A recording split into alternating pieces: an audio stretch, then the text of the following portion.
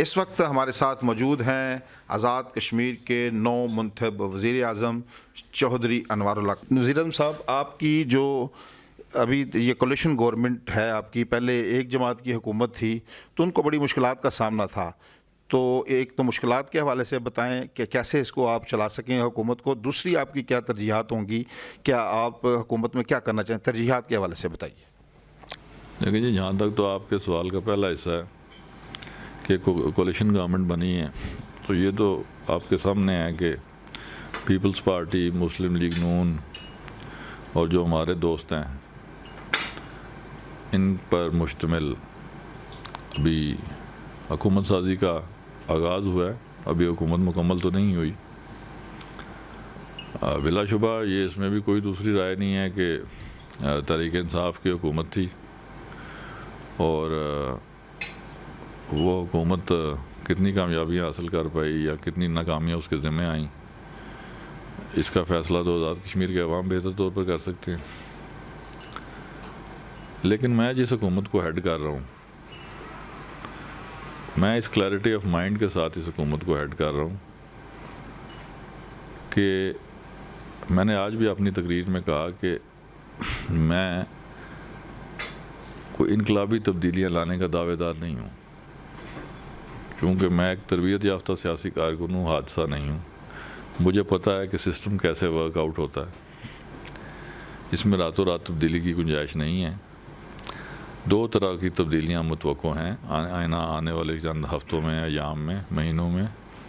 ایک تو ہیں وہ ایسی تبدیلیاں جن کے لیے آپ کو فائنینشیل ریکوائرمنٹس ہیں، فائنینس درکار ہے۔ یہ ذرا مشکل پہلو ہے کہ اگر آپ نے ڈیولپمنٹ کے پروجیکٹس لانچ کرنے ہیں، آپ کے ڈیولپمنٹ کا تقریباً ستیہ ناش ہو چکا ہے، پینڈنگ لائبلٹیز اربوں میں ہیں، تو اس کے لیے تو پیسے چاہیے، وہ میری گفتگو سے نہیں ہو سکتا۔ جو فوری طور پر کیا جا سکتا ہے، جو آپ کو اگلے 10-15 دن میں نظر آئے گا، وہ ہے انتظامی اقدامات کے ذریعے بیسک ہیلتھ، ایجوکیشن، انفراسٹرکچر میں انقلابی تبدیلیاں، لا اینڈ آرڈر کے حوالے سے انقلابی تبدیلیاں، پٹوار خانوں کے حوالے سے انقلابی تبدیلیاں۔ عام شہری کا براہ راست ان چیزوں سے واسطہ ہے کہ اگر کسی کا کوئی ذمہ دار گھر کا سربراہ فوت ہو گیا ہے تو زمین کی مالیت سے زیادہ اگر پٹواری نے فرد دینے کے پیسے لے لینے ہیں تو اس کو اس زمین کا فائدہ کیا ہے؟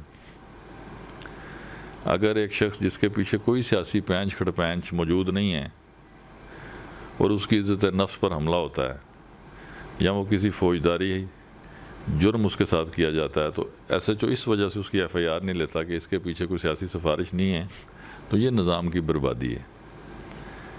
یہ جو چھوٹے چھوٹے انتظامی اقدامات ہیں جو فوری طور پر ریلیف کا باعث بن سکتے ہیں۔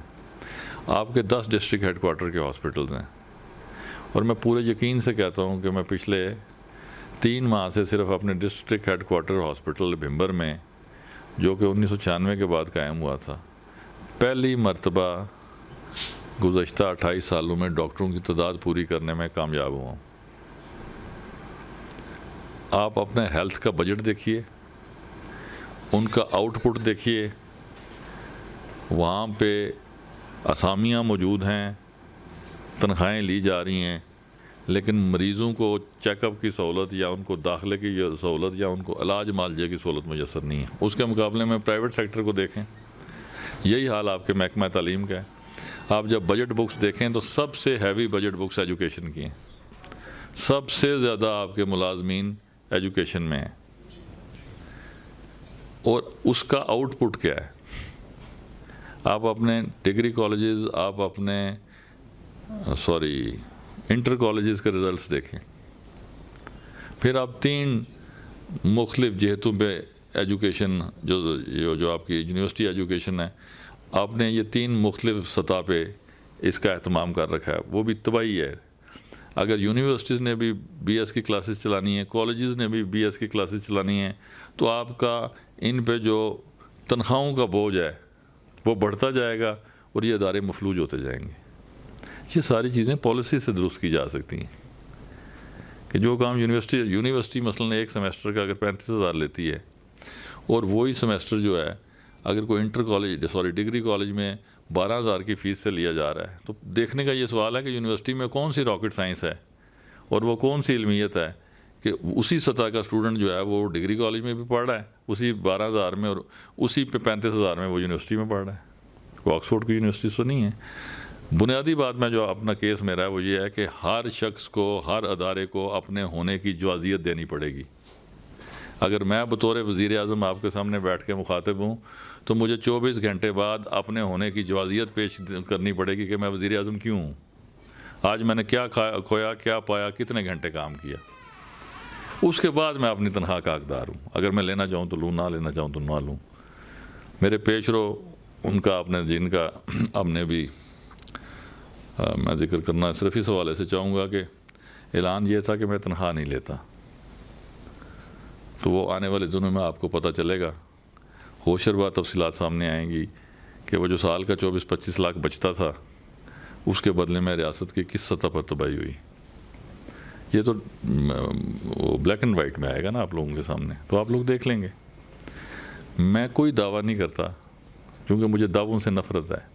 عوام کو حکمرانوں پر، مراد یافتہ طبقے کی گفتگو پر 1% کوئی یقین نہیں ہے۔ نہیں، آپ ہمیشہ آپ کی جو کرپشن کے حوالے سے زیرو ٹالرنس رہی ہے۔ اب یہ جو جس طرح آپ نے کہا کہ سابق وزیر اعظم نے جو تنخواہ نہیں لیتے تھے لیکن انہوں نے جو کرپشن کی ہے، جو ریاست کا پیسہ لوٹا ہے، اس کے ساتھ ہماری کچھ اطلاعات ہیں کچھ بیوروکریٹس بھی ان کے حصے دار تھے۔ کیا اگر کوئی ایسی تحقیقات میں کوئی بات سامنے آتی ہے، کوئی بیوروکریٹس ملوث ہیں، تو ان کے خلاف بھی ایکشن ہوگا؟ اب ہم ایکشن بھی دیکھیں گے کہ صرف باتیں ہی سنتے رہیں گے کہ کرپشن کو ہم زیرو ٹالرنس رکھیں گے؟ اس پہ کوئی ایکشن ہمیں نظر آئے گا آپ کے دور حکومت میں؟ دیکھیے نا، آپ نے میرے جملے کو آگے بڑھایا کہ آپ کو حکمران یا مراد یافتہ طبقے کی کسی بات یا دعوے پہ یقین نہیں ہے، کیونکہ اس کی وجہ یہ ہے کہ وہ الفاظی جو ہے وہ کبھی حقیقت کا روپ دھار ہی نہیں پائی۔ تو یہ میرے کلام پڑھنے سے بھی یا عید گانے سے یہ نہیں ہوگا۔ اس کے لیے آپ کو اکاؤنٹیبلٹی کے اداروں میں قانون سازی کر کے ان کو وہ ریاستی طاقت فراہم کرنی چاہیے جس کی بنیاد پر وہ قوت نافذہ ان کے پاس ہو کہ بددیانت خوف کھائیں، اور انہیں یہ پتہ ہو کہ اگر ریاست کے عوام کے ٹیکسز کا پیسہ ہم نے اپنے پیٹ میں ڈالا تو یہ ریاستی نظام اتنا طاقتور ہے کہ ان کے پیٹ کو چیر پھاڑ کر وہ رقم برآمد کرے گا۔ تو یہ وہ بیسک تھیم ہے جس پر مجھے کام کرنا ہے۔ اور آن اے لائٹر نوٹ میں یہ کہنا چاہوں گا کہ اس وقت آزاد کشمیر میں ایک بہت بڑا سانحہ رونما ہو چکا ہے میری وزارت عظمیٰ کی صورت میں، کیونکہ مجھ جیسا سیاسی کارکن جس قوت نافذہ کے ساتھ اس وزیر اعظم کی کرسی پر بیٹھ چکا ہے، اس کا جینا مرنا لوگوں کے ساتھ ہے۔ آپ کو نظر آئے گا آنے والے دنوں میں کہ ریاست کے وزیر اعظم اور ایک عام شہری میں جو تفریق ہے وہ دور ہو چکی ہے۔ یعنی چوہے صاحب، آپ نے جب اسپیکر بھی تھے تو ہم دیکھتے تھے کہ پروٹوکول سے آپ کو شدید نفرت رہی۔ آپ جب کیم صدر بھی بنتے تھے تو ہم نے دیکھا کہ آپ ایک ہی گاڑی میں ہوتے تھے، تو اب آپ وزیر اعظم بن گئے ہیں۔ وزیر اعظم کا ایک بہت بڑا لمبا چوڑا اسکواڈ ہے۔ ہم دیکھتے تھے کہ جو سابق وزراء اعظم ہیں ان کے ساتھ ایک لاؤ لشکر چلتا تھا، کہ آپ بھی اس سیکیورٹی کو کم کرنے کے لیے اقدامات کریں گے یا اسی طرح لاؤ لشکر آپ کے ساتھ بھی چلے گا؟ دیکھیے، گزارش یہ ہے کہ زندگی موت کا قادر تو مالک الملک ہے۔ انسانی سبب ایسے ہیں یا روایات یا قوانین ایسے ہیں کہ جب ریاست کے آپ کسی اہم عہدے پر فائز ہوتے ہیں اور خدا نخواستہ کو وہ واقعہ رونما ہو جائے تو پھر کہا یہ جاتا ہے کہ یہ بنانا اسٹیٹ ہے جی، یہ اپنے ہیڈ کو پروٹیکٹ نہیں کر سکی، شہریوں کو کس طرح پروٹیکٹ کرے گی۔ یہ وہ تھیم ہے جس کی بنیاد پر ہم ریاستی وسائل کے ساتھ زنا بالجبر کرتے ہیں۔ کتنی آپ کو سیکیورٹی چاہیے؟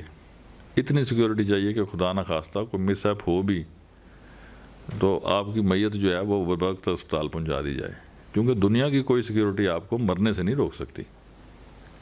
لاش کی بے حرمتی نہ ہو یا کوئی آپ کو اٹھا کے ہی نہ لے جائے، اتنی سیکیورٹی آپ کے ساتھ ہونی چاہیے، اتنی آپ کو میرے ساتھ بھی نظر آئے گی۔ یعنی کہ سیکیورٹی کم ہوگی؟ میں نے آپ سے عرض کیا نا کہ ایک آدھ گاڑی میرے ساتھ بطور اسپیکر چلتی تھی اور ایک آدھ گاڑی آپ کو اب نظر آئے گی۔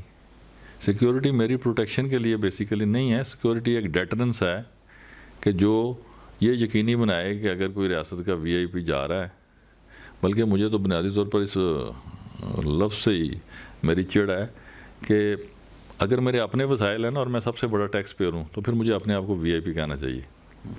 اگر میں عوام کے ٹیکسوں کے پیسوں سے یہ سارے وسائل آگے پیچھے استعمال کر کے وی آئی پی بنا ہوں تو اس سے بڑا جعلی وی آئی پی تو میں نے نہیں دیکھا۔ وی آئی پیز بیسیکلی آپ کے کریکٹر سے بنتے ہیں، اور مہذب ملکوں میں جو سب سے بڑا ٹیکس پیئر ہوتا ہے وہ وی آئی پی ہوتا ہے. تو ان کیٹیگریز میں تو میں اپنا شمار کرتا نہیں ہوں. لیکن چلیں بطور ریاست کے منتخب وزیر اعظم کے یقیناً اس بات کا اہتمام کیا جانا چاہیے کہ کوئی مس ایپ نہ اولا کرے نہ ہو. تو میں نے آپ کو عرض کی نا کہ میرے پاس کوئی گفتگو نہیں ہے، کوئی دعویٰ نہیں ہے.